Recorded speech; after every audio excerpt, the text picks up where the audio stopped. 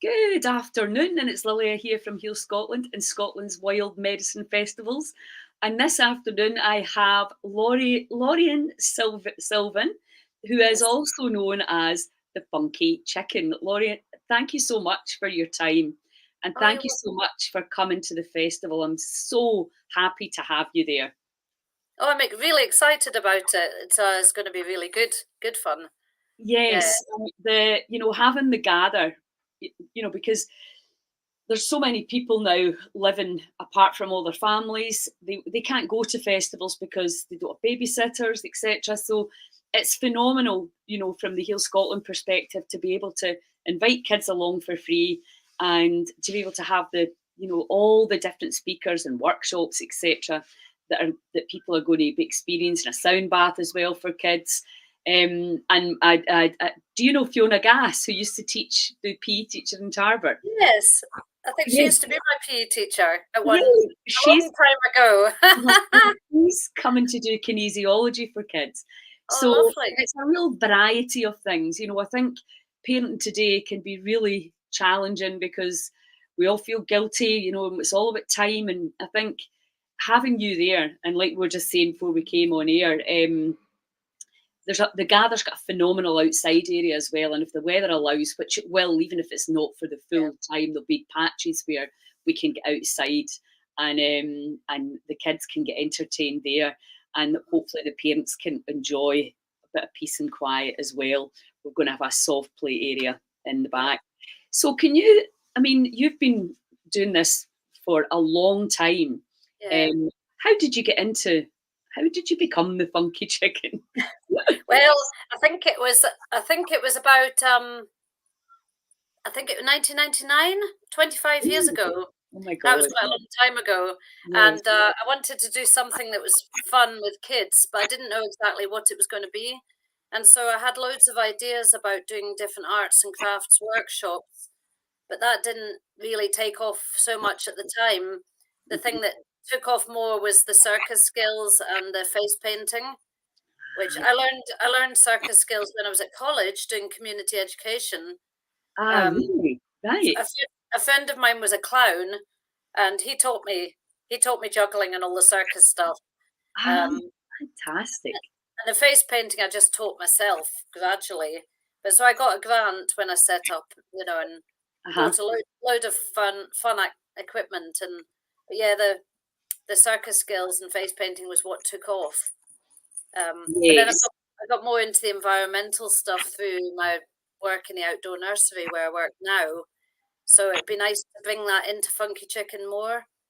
Yeah. So where do you work now? Is it up in Lokelpid?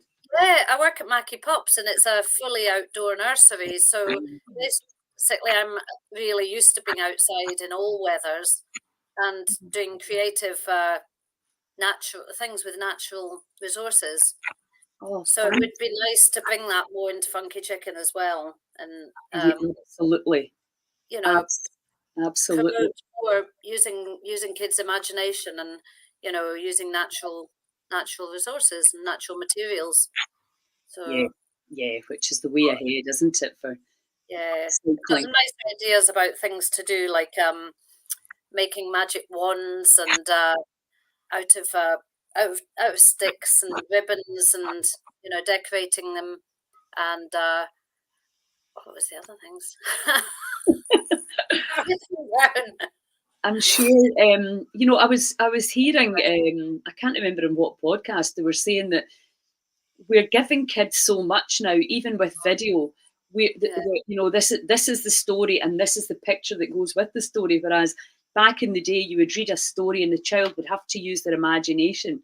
yeah, So it's almost like we're taking all these, amazing things off them by just, literally handing them everything, a way to think, rather mhm, than, allowing them to work that out for themselves. yeah. So that nursery that you're in, is it just preschool? Yeah, and what's lovely about it is that basically, we've not had any electricity up till recently.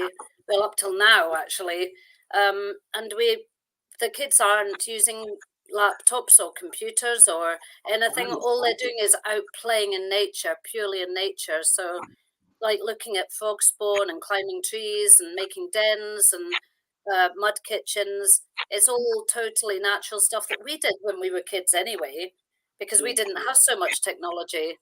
Yeah. And And the TV went off. it's lovely. It's lovely to see that those kids are going to grow up so strong and resilient, you know, Yeah, compared to kids that are sitting and watching TV all the time, you know. the science around it blows my mind.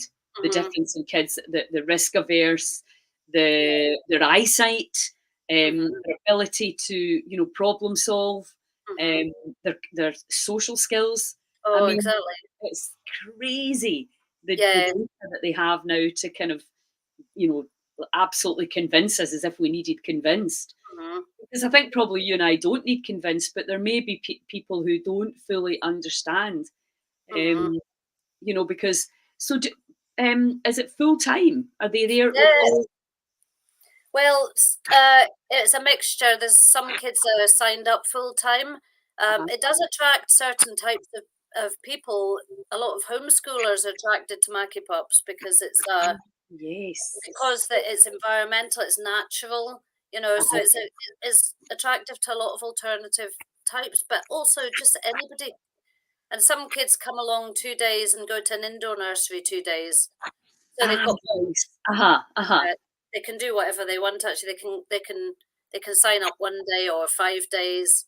You know, And it's how do you find in the bad weather? What happens, when it's blowing a hoolie and I mean, well, if it's it's been a there bit like a survival exercise.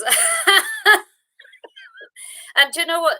Actually, to be honest, it's the adults that struggle more than the kids. The kids are really resilient, and we've got a polytunnel, a big polytunnel that ah, we plant things in and go and do crafts and yoga in. So if it's really bad weather, we sometimes try and keep the kids in, but then they want to be outside. They say, "Can we go out now?" They yes. want to run around in the puddles and get soaking and splash and experience every single little thing.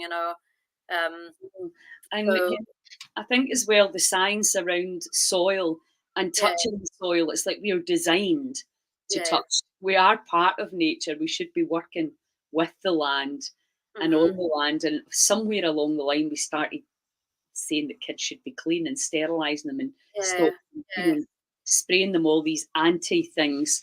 yeah. And it's crazy, isn't it? Because their immune systems are, especially at that young age, Hmm. are just getting stronger and stronger. And, they get a runny nose, but then they get better. And, it's, I think they have the colds. I think the colds don't last as long when they're outside as they do when they're confined inside. It's going to get spread amongst people more.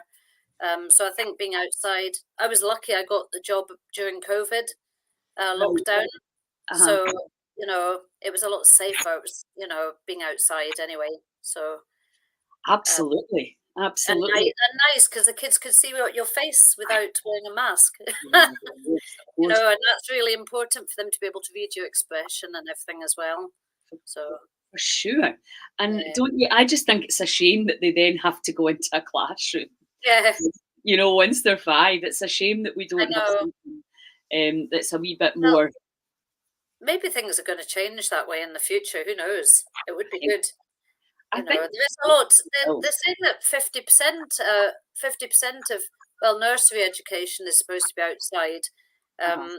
They should maybe try and do the same for schools as well, because it Yeah, actually helps your concentration if you're outside. If you're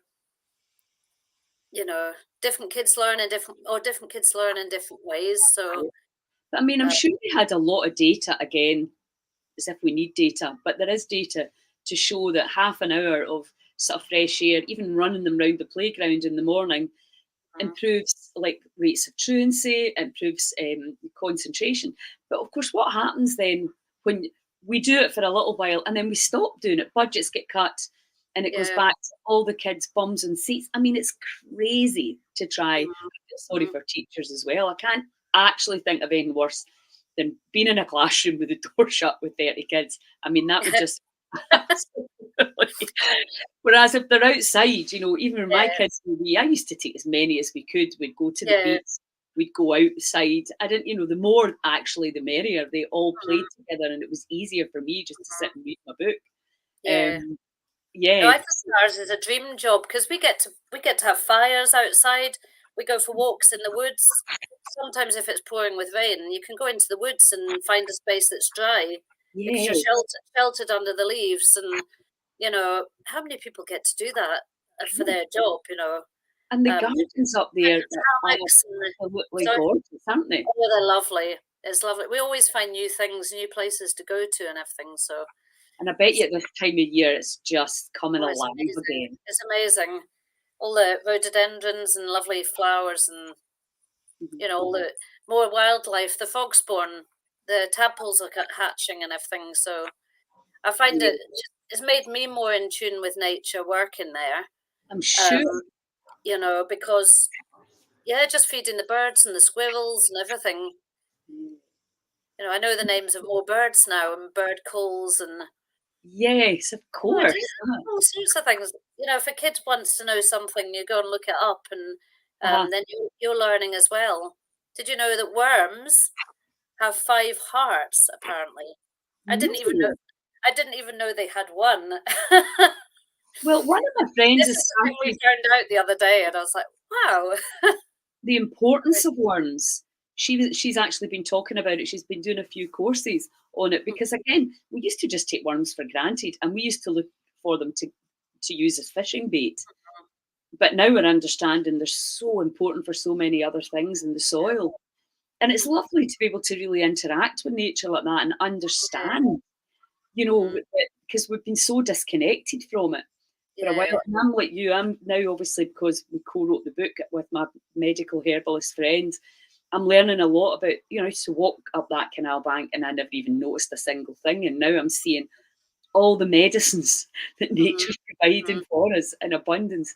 Like, it's like crazy that we don't know about this stuff. Yeah. My daughter's Gaia, she works with me sometimes doing funky chicken. Hopefully she can work at the festival as well. But she's really into foraging.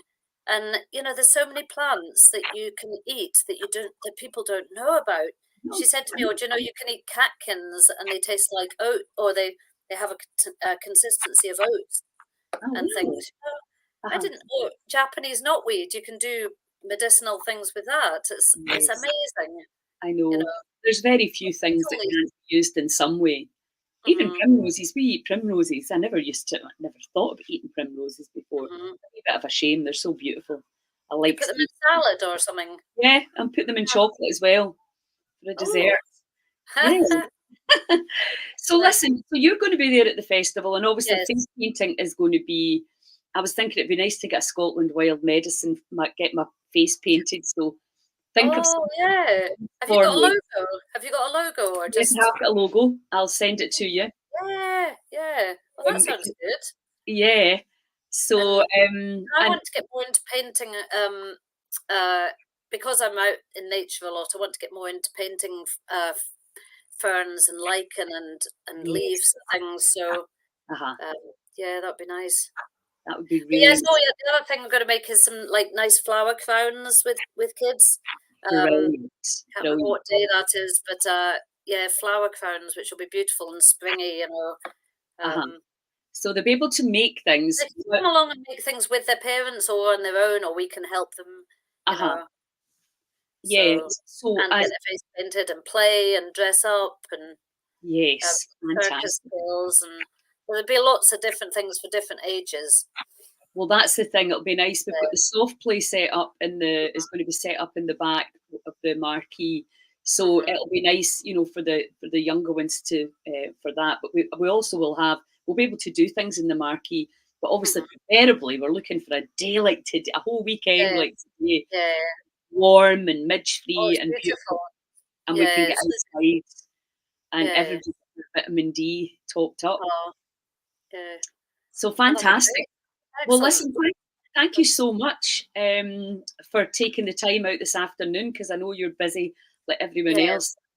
That's great. Thank you so much. My first proper podcast. Hey!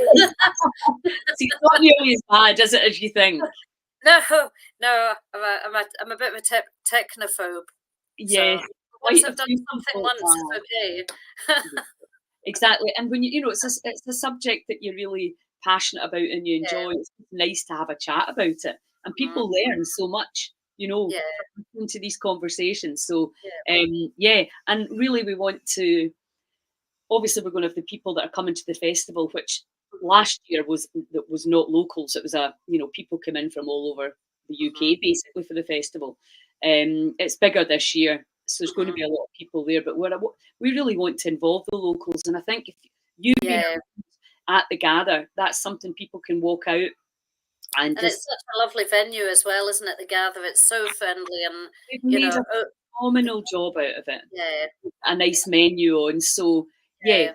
we're all going to have a Really good. fantastic weekend. So thank you again for Yeah, being. I'm really looking forward to it. It's exciting. It's And very exciting. yeah. Yeah. It's great to have something like that going on in Argyll. Yeah. Yeah. Okay, doke. Well, thanks a million. Oh, well, thank you, Lilia. Take care. Very soon.